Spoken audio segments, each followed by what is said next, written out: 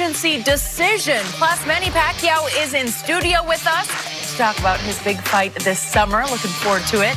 Undisputed coming up next. Jenna, back to you and the guys. All right, Jenny, thank you. Look forward to that. Time now for Say What? Kyler Murray recently participated in OTAs with the Cardinals. His offensive guard, Justin Pugh, had some interesting comments on how Kyler is trying to win his teammates over. Say what? He already won a lot of guys over with breakfast sandwiches and donuts. Today or it was the first day. Okay. We were in last week, but it was a lot of donuts. Like, we couldn't finish the amount of donuts. It might have been like 6 dozen, and then we had the breakfast sandwiches. So I know I had one of each just to sample it. So it went well. It was in there when we got in there, so you might have to ask him. But we had that, and we had some milk too. Oh, and milk. Went all out. Ice cold glass of milk. So a nice little, looks like a bacon, egg, and cheese McMuffin. Yeah. Egg McMuffin. Oh my God. Sounds so good. Donuts, not a huge fan of. Those little breakfast sandwiches, though. Yeah, the breakfast sandwiches are huge as far as the rookies. You definitely let them know at the beginning we want donuts, we want breakfast sandwiches. Yeah. But let me tell you something. He better buy him some protection, because that dude Hugh, who's eating them, listen, who's eating them donuts? Yeah. Last time he played football, he's not real good at protecting the quarterback. So enjoy it, Kyler. Hey, look, I like it. Good move. Love what he did. But do you think they should have made him wear the chef's hat when he delivered it? Okay, I know that's Photoshop. I'm not falling for that 7 straight times. No, when was the last time you had a nice, delicious donut? Full donut? I'm No, not. just maybe a Never. quarter. One of these Jenna Wolf vintage lies. Never You've had never it. had a donut? I've never had one. I've never had a full donut. I can't remember it. Maybe once in college. Crazy night. What are these, vintage Jenna Wolf? Look at her face. Okay, look. When's the last time you had kale, Nick? Jenna, you and I are the veterans around here. Yes. We're going to have our rookie bring in some donuts tomorrow. Okay, All right, I'll eat it. You know what? I'll eat one on the air, and I'll show you that I don't mind eating the food. It'll be the first one of your whole life. Okay, Tomorrow, the first full donut in Jenna Wolf's life. Tune Rookie in. assignment tomorrow. 9:18 Eastern. I can't with him. I Wait can't. for it. Back to the Bucks and Raptors. Now you got me thinking. Toronto took down Milwaukee 120-102 to even up the series at 2 games apiece. I honestly don't remember, Nick. Kawhi was hobbled, but Kyle Lowry led the way for Toronto, scoring 25 points. And the bench came up big with 48 points. The series now shifts back to Milwaukee for Game 5 on Thursday night. Here's Kawhi after the win. I feel good. Keep going and keep fighting. We have a chance to, make history. And this is one of the nights that, we knew Kawhi was a little bit limited, and we had to come out and be aggressive for him. And the great thing about having him on your team is he still gets all the attention. And we fed off of that, drive, kick, swing. He gets in the lane, kick out, and, that's the benefit of having a superstar like him on the team. Still got to get better and stick in that game plan. Just got to play with more energy, execute better.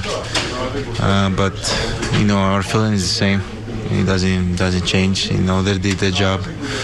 They protected home, and we got to do our job now. All right, Nick, let's break it down. How did the Raptors do it despite the fact that Kawhi was playing with an injury? Playing with an injury and expending the vast majority of the energy he had on the defensive end. After a career-high 52 minutes in Game 3, the must-win Game 3, they faced what I believe to be an equally must-win Game 4, and it was steal a line from the defending champ Golden State Warriors. It was strength in numbers last night. And they did something that has only been done once all season long, which is beat the Bucks when the Bucks had lost their previous game. Milwaukee was 22-1 coming off a loss this year. The only other team to beat them was the awful Phoenix Suns, which makes you to give them a back-to-back loss in this situation. They've only lost back-to-back games one time. One time, and it was the second loss was to the Suns, which makes you believe maybe Milwaukee didn't take that game super seriously. It was when they were already cruising towards 60 wins. Yes. Those 22 wins they had coming off a loss. Average margin of victory, 15 points.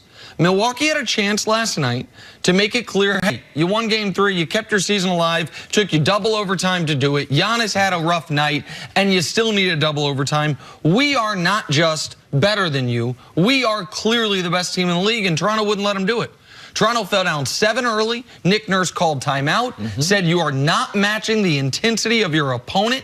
And from that moment forward, Toronto controlled this game with important contributions from Fred VanVleet, who'd been on a milk carton, from Serge Ibaka, who was really, really good. Powell, who you've talked a lot about, had another solid game. Lowry was outstanding, and they stifled Milwaukee's top 3 offense. This was an incredibly impressive and obviously critical win for the Raptors that now they've forced it into a best of 3 where they have a legitimate shot. In the best of 3, I'm going to reverse it. You said game number 5 is a must-win for Toronto. I believe it's a must-win for the Milwaukee Bucks. Oh, no, I was saying game number 4 was a must-win for Toronto. But it was definitely a must-win. Sure. But I'm going to believe Milwaukee in game number 5 because the way the momentum has shifted. And in this mini-series, because it's a 3-game series now, win 2 games and you're able to go on to the NBA Finals. For the Milwaukee Bucks, Toronto Raptors, both of them believe it's right there. They can just reach out and grab it.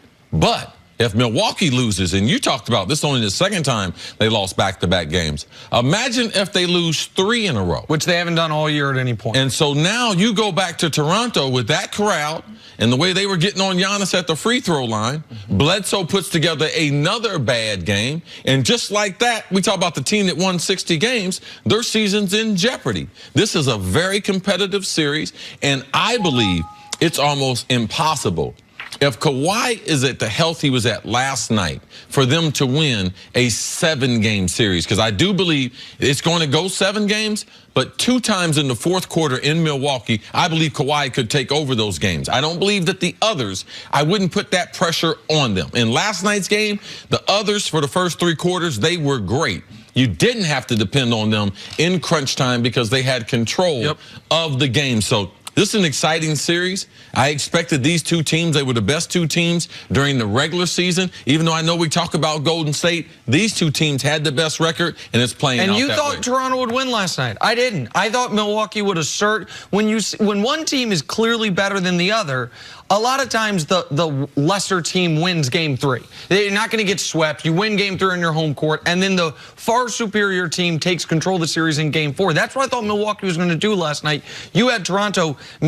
Toronto not only won, they dominated the game. For the last 2 games, Kawhi was on Giannis. Giannis had 2 slow games. The Raptors won both of those games. Now you look ahead. What do you think will be the key, and who do you think will have the edge in this moving forward? Kawhi is one of the keys. No one has defended Giannis in this 3rd round of the playoffs. Giannis been defended by 18 different players that have been on him at least 10 possessions. Kawhi has forced him into the lowest percentage shooting the basketball when Kawhi is on him, and he's been on him 94 times in this championship series. He's shooting 30% in those 90 times. So we're going to see more of that. But you can't even talk about Kawhi and him slowing down Giannis. We'll talk about Nick Nurse and what he did as far as a defensive standpoint. They're going to allow these other guys to be able to get shots. So they're going to be in the lane. Giannis got off to a great start last night. They made a little bit of an adjustment. Even Danny Green guarding Giannis sometime because they're not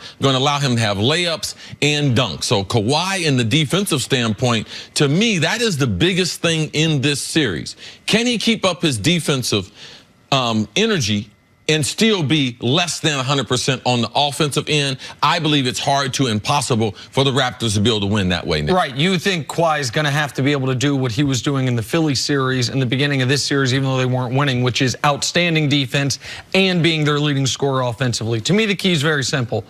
What team are the Milwaukee Bucks? Are they the typical NBA really good team at this stage in their progression where they come up around short of making the NBA Finals? Or are they going to be the team that I believe they are, which is this is the first time in the postseason they're facing adversity, and they're going to answer it resoundingly. This is the first time all season they're facing adversity. This is the first time with Mike Budenholzer as their head coach they're facing adversity. How are they going to respond? I think it's going to be similar to how the Warriors responded in 2015, down 2-1 to Memphis, the way where they rallied and became the champion team that they ended up being. That's what I think we're going to see from Milwaukee in Game 5. I don't have any inside information, but I do believe this because I know the person. The more games Toronto wins, the better chance of them signing Kawhi Leonard. Oh, yeah. The better the experiences him and Kyle Lowry are having together. Him and Gasol are having together. Him and these young players. Him and the coach being able to make adjustments. So every game, it means an awful lot as far as what their legacy is, but it's also talking about, because free agency, man, is dominating a lot of the conversation. Every positive moment is a positive moment for Raptors fans as far as keeping Kawhi there. All right, Game 5, Bucks and Raptors will be Thursday night from Milwaukee. Moving on to Kevin Durant now. We continue to wonder where he'll be playing basketball next season. According to a report, the Clippers and Knicks are now seen as equal threats to land KD.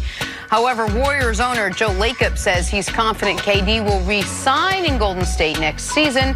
KD's manager, Rich Kleiman, said absolutely no decision has yet to be made. 100% undecided, and I'm waiting on Kevin. You know, that's the truth. I think there's a feeling that this thing is like war games, and everybody's kind of like playing a role. Yeah, playing chess like years out. But when somebody gets to the level of basketball that he's at, you can't juggle focus like that. There's so many things he's juggling too. He's not scripting his future while he's playing the way he plays and practices the way he practices. He really doesn't know, and I really don't know.